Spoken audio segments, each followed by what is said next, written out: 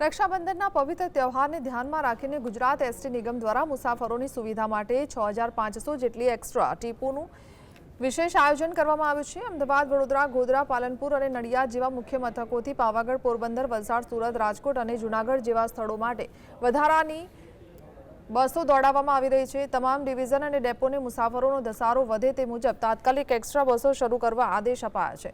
માત્ર 24 કલાકમાં જ 1000 એક્સ્ટ્રા ટીપો દ્વારા 30,000થી વધુ મુસાફરોને મુસાફરીનો લાભ લીધો છે।